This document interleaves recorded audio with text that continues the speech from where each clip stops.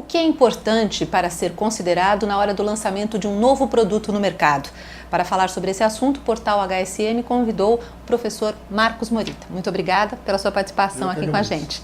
Professor, que cuidados uma empresa deve ter na hora de lançar um novo produto no mercado? Bem, Patrícia, basicamente os cuidados que ela deve ter, começa pela análise do mercado, né? Então, quais são as necessidades não atendidas do cliente dela em potencial ou de outros clientes que ela veja no mercado, né? Então, tudo começa por um bom planejamento aí do que o cliente está desejando, né? Isso seria talvez a primeira etapa. Depois disso, algumas ideias básicas seriam as pesquisas, né?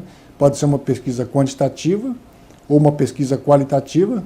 Idealmente é que se comece talvez por uma pesquisa qualitativa, para se tentar entender quais são as principais necessidades. Essa pesquisa pode ser feita tanto com usuários finais, tanto com pessoas especialistas do setor, com os clientes, com os fornecedores, ou seja, com aquelas pessoas que então estão envolvidas com você.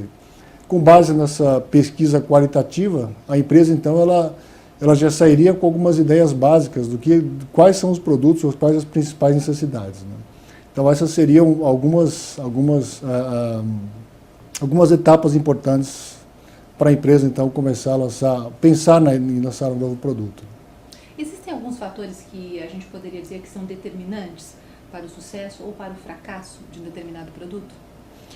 Sim, o primeiro seria, talvez, para um fracasso, seria não escutar, ou seja, lançar um produto sem escutar o mercado. Existe um exemplo interessante, que era realmente um produto bastante inovador para a época, né, que isso foi no final dos anos 90, lançado pela Motorola, que foi o Iridium, que era um sistema de comunicação global, onde foram lançados dezenas de satélites pelo globo, e a ideia então, é que as pessoas pudessem conversar entre si em qualquer ponto do globo.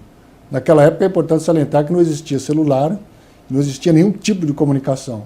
Então foi lançado um produto altamente tecnológico, né, cujo tamanho ele era bem grande, só que ele tinha algumas limitações. Por exemplo, como era satélite, ele só poderia ser utilizado em ambientes abertos.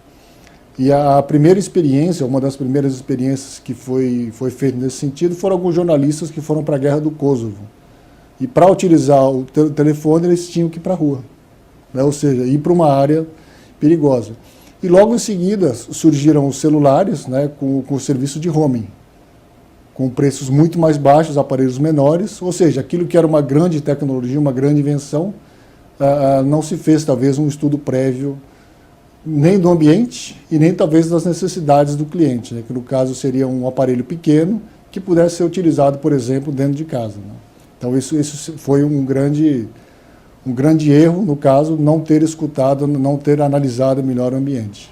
E casos de sucesso? Esse foi o exemplo do fracasso. O exemplo do fracasso. Caso de sucesso, o caso que eu gosto de citar muito, por exemplo, é o Google.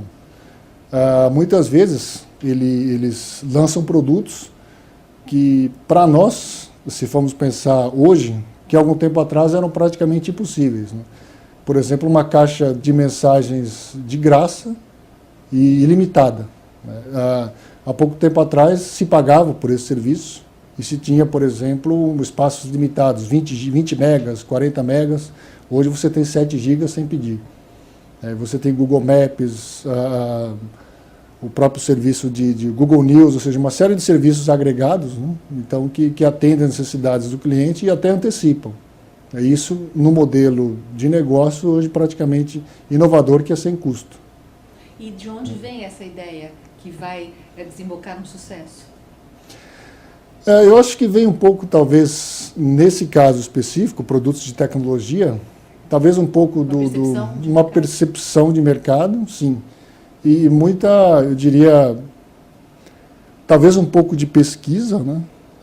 Mas talvez muito naquilo de tentar antecipar um pouco quais serão as próximas tendências, né?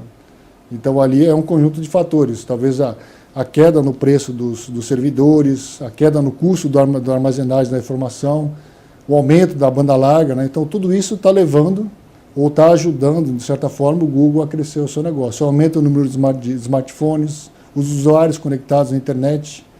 Então são vários fatores que ligados fazem o sucesso da empresa.